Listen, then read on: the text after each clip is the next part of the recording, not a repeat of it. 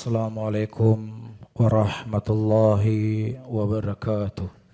Innal hamdalillah nahmaduhu ta'ala wa nasta'inuhu wa nastaghfiruh wa na'udzu billahi min shururi anfusina wa min sayyiati a'malina. May yahdihillahu fala mudilla lahu wa may yudlilhu fala hadiya lahu. Asyhadu an la ilaha illallah wahdahu la syarika lah iqraran bihi wa tauhida wa asyhadu anna Muhammadan abduhu wa rasuluh. Yaqulullahu ta'ala fil kitabihil karim, ya ayyuhalladzina amanu taqullaha haqqa tuqatih wa la tamutunna illa wa antum muslimun. Ya ayyuhan nas اتقوا ربكم الذي خلقكم من نفس واحدة وخلق منها زوجها وبث منهما رجالا كثيرا ونساء واتقوا الله الذي تساءلون به والأرحام إن الله كان عليكم رقيبا. يا أيها الذين آمنوا اتقوا الله وقولوا قولا سديدا يصلح لكم أعمالكم ويغفر لكم ذنوبكم ومن يطع الله ورسوله فقد فاز فوزا عظيما. فإن أصدق الحديث كتاب الله وخير الحدي حدي محمد صلى الله عليه وسلم وشر الأمور محدثاتها فإن كل محدثة بدعة وكل بدعة ضلالة وكل ضلالة في النار. A'adana Allah wa iyyakum anin nar. Jamaah Jumat yang dimuliakan oleh Allah Subhanahu wa taala, para ulama ketika mereka mendefinisikan tentang Islam, mereka berkata al-Islam wal al-istislam lillahi bitauhid wal inqiyadu lahu bita'ah wal bara'atum minasyirki wa ahlihi. Islam adalah ketunduk patuhan seseorang dengan mentauhidkan Allah dan kemudian mengikatkan ketaatan kepadanya, dan kemudian mereka berlepas diri dari segala bentuk-bentuk kesyirikan dan juga pelaku-pelaku kesyirikan tersebut, sehingga tidak sah Islam seseorang ketika dia berkata saya salat, saya haji, saya zakat, saya beriman kepada Allah Subhanahu wa taala, akan tetapi untuk mengkafirkan orang kafir saya tidak siap. Ya, terlalu berat untuk saya mengkafirkan orang-orang kafir. Toh semua agama mereka mengajak kepada kebahagiaan. Toh semua agama mengajarkan kepada akhlak yang terpuji. Maka orang-orang yang seperti ini, walaupun setiap tahun dia berangkat haji, tetap dia tidak dikatakan sebagai seorang muslim. Allah Subhanahu wa taala menyebutkan prinsip ini dalam Al-Qur'anul Karim. Wala tajidu qauman yu'minuna billahi wal yaumil akhir yuwadduna man haddallaha wa rasulah. Engkau tidak akan pernah mendapatkan suatu kaum kapanpun dimanapun yang mereka mengaku beriman kepada Allah dan beriman kepada hari akhir, yang kemudian mereka berkasih sayang dengan orang-orang yang sudah jelas permusuhannya dengan Allah dan Rasulnya. Oleh karena itu kita tidak mendapatkan seorang nabi pun dan rasul pun yang diutus oleh Allah Subhanahu wa taala kecuali mereka menerangkan dan menjelaskan kepada umatnya antara iman dan kekufuran, antara tauhid dengan syirik kepada Allah, antara orang-orang yang mereka beribadah hanya kepada Allah dengan orang-orang yang menyembah kepada selain Allah Subhanahu wa taala.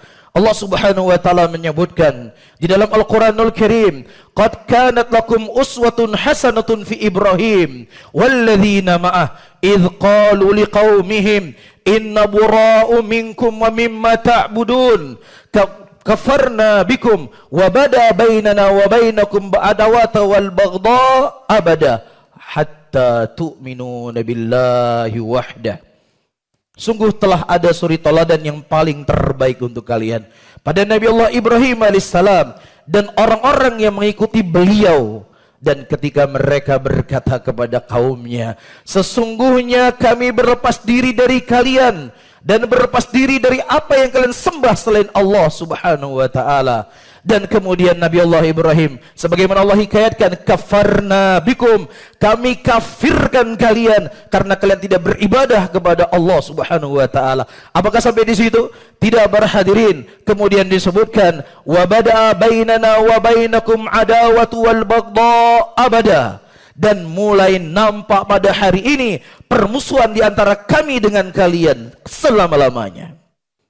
Hatta tu'minu billahi wahdah, sampai kalian hanya beribadah kepada Allah Subhanahu wa taala satu-satunya.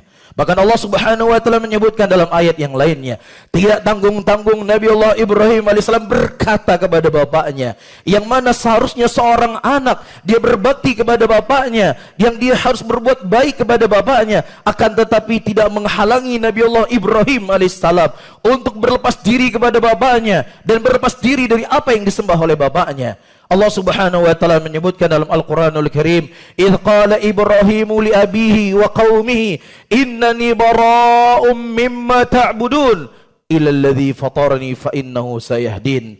Ketika Nabi Allah Ibrahim berkata kepada bapaknya dan juga berkata kepada kaumnya, sesungguhnya aku berlepas diri dari seluruh apa yang kalian sembah selain Allah Subhanahu wa taala, kecuali zat yang menciptakan aku, yaitu Allah Subhanahu wa taala. Demikian juga Nabi kita Muhammad sallallahu alaihi wasallam adalah manusia yang paling baik akhlaknya di muka bumi ini. Tidak ada orang yang lebih baik akhlaknya dibandingkan Nabi sallallahu alaihi wasallam. Allah Subhanahu wa taala sendiri yang menyebutkan dalam Al-Qur'an, "Innaka ala khuluqin azim." Sesungguhnya wahai Muhammad, engkau memiliki akhlak yang sangat mulia. Rasulullah sallallahu alaihi wasallam orang yang sangat menjaga perasaan manusia. Bahkan pernah suatu hari Rasulullah sallallahu alaihi wasallam beliau minum, dan kemudian di samping kanan beliau ada seorang anak kecil dan di samping kiri beliau ada orang yang dewasa. Dan kebiasaan Nabi kita sallallahu alaihi wasallam kalau beliau memberikan minum, beliau beri yang sebelah kanan dulu. Nah, kebetulan yang di sebelah kanan adalah anak kecil. Ya, Nabi sallallahu alaihi wasallam meminta izin kepada anak kecil ini, boleh enggak air minum ini saya berikan dulu kepada orang yang lebih tua dari engkau? Ya, kemudian anak ini berkata, ya Rasulullah, kalau seandainya engkau berikan minuman ini kepada dia dulu, maka bibir saya akan bersentuh dengan bibir dia. Saya ingin bibir saya ini bersentuh dengan bibir engkau ya Rasulullah. Kemudian Nabi SAW memberikan airnya kepada anak kecil. Demikian akhlaknya Nabi kita SAW. Beliau sangat menjaga perasaan manusia. Beliau adalah manusia yang paling semangat untuk memberikan kebaikan kepada manusia. Tetapi bersamaan dengan itu para hadirin yang dimuliakan oleh Allah, tidak menghalangi Nabi SAW untuk menerangkan kepada mereka mana iman dan mana kufur. Tidak menghalangi Rasulullah SAW untuk mengkafirkan orang-orang yang mereka menyembah selain Allah Subhanahu wa taala. Allah Subhanahu wa taala menyebutkan dalam Al-Qur'anul Karim, "Qul ta'alau ila kalimatin sawa bainana wa bainakum alla na'budu illallah wa la nusyrika bi syai'a wa la yattakhidha ba'duna ba'dan arbaban min dunillah." Katakanlah Muhammad kepada Abu Lahab, katakan kepada Abu Jahal, katakan kepada seluruh musyrikin, ayo kita kembali kepada satu kalimat. Kepada satu kalimat antara kami dengan kalian. Ketika kalian kembali kepada kalimat ini, disitulah kita bersaudara. Tapi kalau seandainya kalian tidak kembali kepada satu kalimat ini, maka saya dan kalian akan bermusuhan sampai yaumul qiyamah. Ini prinsip agama. Ini adalah asal dari usul yang paling agung dalam agama. Dan ini adalah harta yang paling berharga yang dimiliki oleh seorang mukmin, iman dia kepada Allah Subhanahu wa taala. Apa kata Rasul yang Allah hikayatkan dalam Al-Quran? Ayo kita kembali kepada satu kalimat antara kami dengan kalian. Apa itu? Kita tidak beribadah kecuali hanya kepada Allah Subhanahu wa taala. Kita tidak menyekutukan Allah dengan sesuatu apapun, dan kita tidak menjadikan sebagian kita di atas sebagian yang lainnya sesuatu yang disembah selain Allah Subhanahu wa taala. Ketika orang musyrikin mereka menawarkan kepada Rasulullah SAW beraneka ragam tawaran. Ya, diberikan kepada Rasul harta, diberikan kepada Rasul wanita, atau apapun diinginkan oleh Nabi, asalkan Nabi mereka mau menghentikan dakwah ini.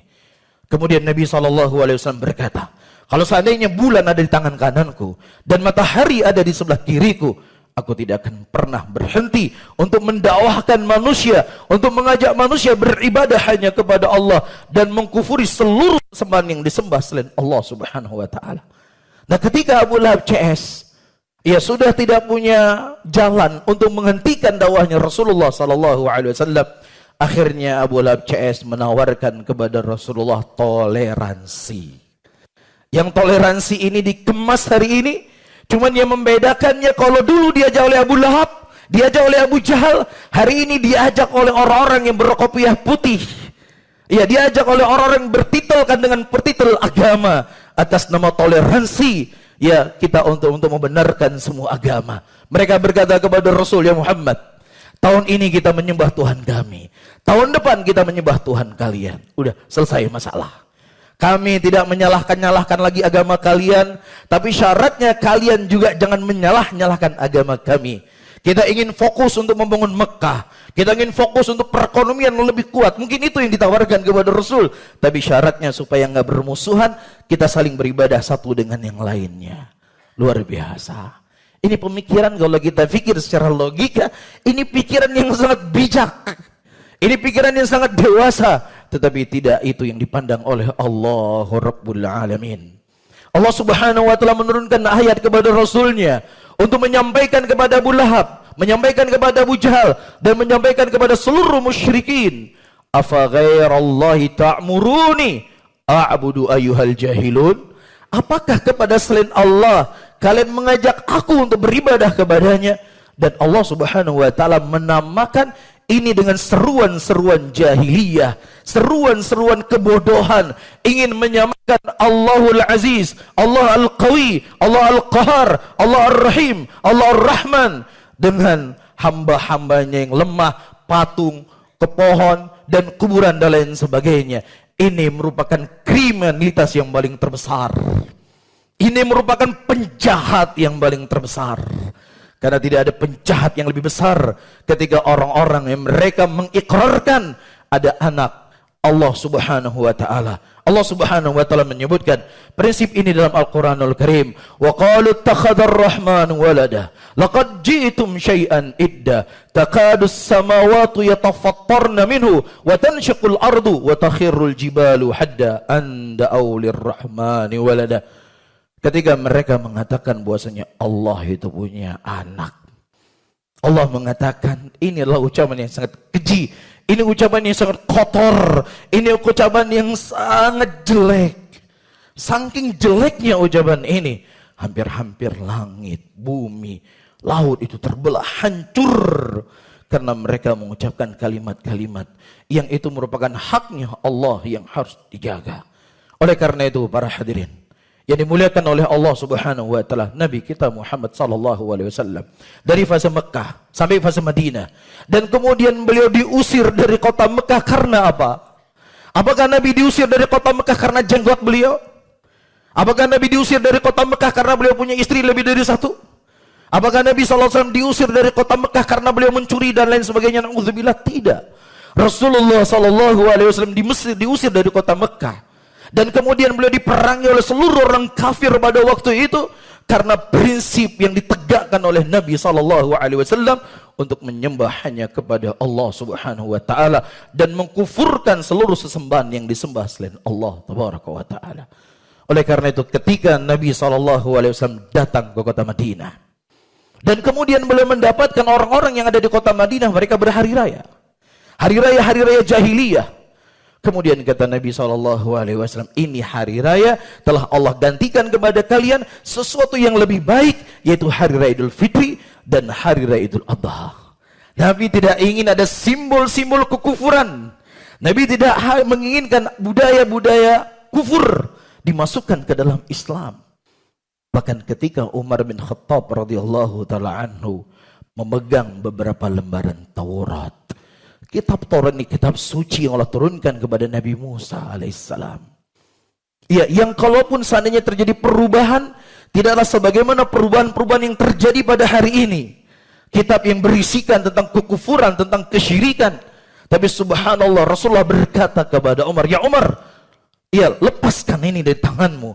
Kalau seandainya Musa hidup di zamanku, wajib untuk dia mengikuti syariatku, wajib bagi dia untuk berpegang di atas Al-Quran. Karena kitab ini isinya sudah mansukh, sesuatu yang sudah terhapus itu tidak berlaku lagi. Subhanallah. Bahkan para hadirin, bukan unsur-unsur kekufuran. Tidak ada unsur kemaksiatan di dalamnya. Ketika Nabi datang hijrah ke kota Madinah, dan kemudian Nabi SAW mendapatkan orang-orang Madinah pada waktu itu mereka berpuasa pada tanggal 10 Asyura, dan kemudian kata Nabi, ya, kami lebih berhak kepada kalian dibandingkan Nabi Musa, dan kemudian Nabi memerintahkan para sahabatnya untuk berpuasa tanggal 10. Sama. Ya, dan kemudian Nabi berkata, kalau seandainya aku hidup tahun depan, aku akan berpuasa 1 hari sebelumnya atau 1 hari setelahnya, supaya nggak sama persis. Padahal di situ nggak ada unsur kekufurannya, di situ nggak ada unsur maksiatnya. Itu ibadah yang mereka lakukan untuk Allah, tetapi supaya agar kita nggak sama persis dengan mereka, Rasulullah menganjurkan kita puasa 1 hari sebelumnya dan 1 hari setelahnya. Demikian juga para hadirin, dalam hadis yang lain Rasulullah mengatakan, perbedaan di antara puasa kita dengan puasanya mereka adalah makan sahur. Ya, Rasulullah menganjurkan kita untuk makan sahur agar puasa kita berbeda dengan puasanya ahlul kitab. Subhanallah. Bagaimana lagi kemudian kalau seandainya Rasulullah hidup di zaman ini, dan kemudian beliau mendengar umat-umat Rasulullah yang lisannya mereka berselawat kepada Rasul, dalam lisannya mereka mengaku cinta kepada Nabi Muhammad SAW. Kemudian mereka mengajak manusia untuk jangan mengklaim Islam saja agama yang benar.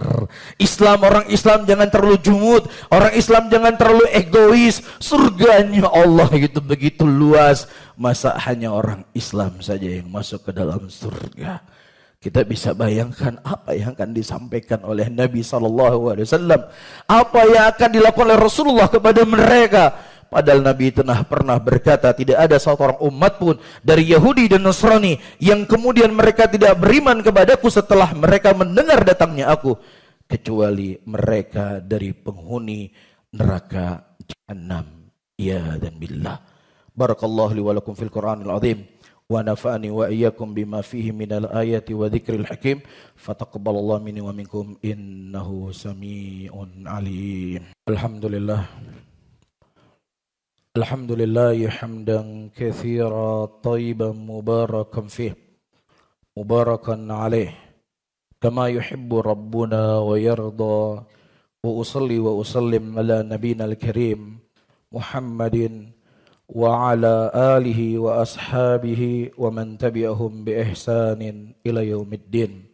Saudara-saudaraku kaum muslimin yang dimuliakan oleh Allah, bukan berarti kita tidak boleh berbuat baik kepada orang kafir.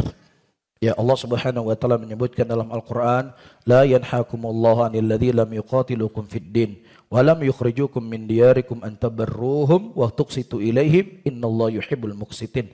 Allah nggak pernah melarang kalian sama sekali untuk berbuat baik kepada orang-orang yang tidak memerangi kalian, yang tidak mengusir kalian dari tempat-tempat tinggal kalian. Berbuat baiklah kepada mereka, bersikap adillah kepada mereka. Sesungguhnya Allah Subhanahu wa taala mencintai orang-orang yang berbuat adil. Ingin berniaga, silakan berniaga dengan orang kafir. Bekerja sama dalam bisnis, silakan bekerja sama dengan orang kafir, selama tidak ada unsur kekufurannya, selama tidak mendukung kekufuran mereka, dan selama tidak melemahkan muslimin dengan kita bekerja dengan mereka, dan selama seorang muslim tidak merendahkan dirinya kepada orang kafir, karena haram hukumnya seorang mukmin merendahkan diri mereka kepada orang-orang kafir. Bahkan Nabi SAW mengingatkan dalam sebuah hadisnya, kalau seandainya kita berjalan berhadapan dengan orang kafir, jangan kamu berikan jalan kepada mereka, kamu yang lebih berhak untuk berjalan di atas jalan tersebut. Inilah rahmatnya Islam. Inilah akhlak yang diajarkan oleh Nabi SAW, karena akhlak kepada Allah itu harus lebih didahului daripada akhlak kepada siapapun dari hamba-hambanya. Inna Allaha malaikatu yusalluna ala nabi ya ayyuhalladzina amanu sallu alaihi wa sallimu taslima. Allahumma salli ala sayyidina Muhammad wa ala ali Muhammad kama sallaita ala Ibrahim wa ala ali Ibrahim innaka Hamidun Majid. Allahumma ighfir lil muslimina wal muslimat wal mu'minina wal mu'minat al ahya'i wal amwat. Rabbana atina fid dunya hasanah wa fil akhirati hasanah wa qina adzaban nar. Akhiru da'wana wa aqimus salah.